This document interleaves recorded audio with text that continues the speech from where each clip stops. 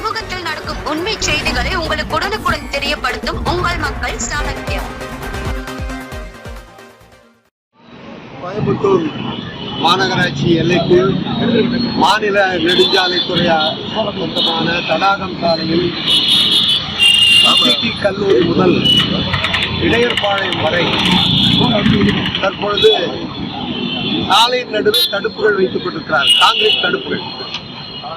அத்தகைய தடுப்புகள் வைக்கிற போது அங்க இருக்கிற கல்வி நிறுவனங்கள் 5 கல்வி நிறுவனங்கள் டிசிடி கல்லூரி, பாரதி மேல்நிலைப்பள்ளி, சிந்தி வித்யாலயா மேல்நிலைப்பள்ளி, அவிலா கான்வென்ட் மேல்நிலைப்பள்ளி, மெட்ரிகுலேஷன் பள்ளி, அரசு மாநகராட்சி மேல்நிலைப்பள்ளி, மொத்தம் 6000 குழந்தைகள் அங்கு படிக்கிறாங்க.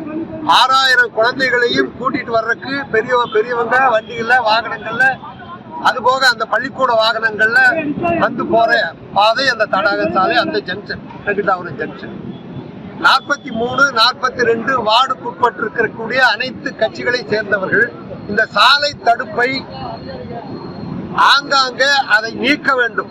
எல்லா இடத்திலும் நீக்க, ஆங்காங்கே அதை நீக்க வேண்டும். போக்குவரத்துக்கு இடையூறு தான் ஏற்பட்டிருக்கே தவிர போக்குவரத்து ஒழுங்குபடுத்தப்படவில்லை.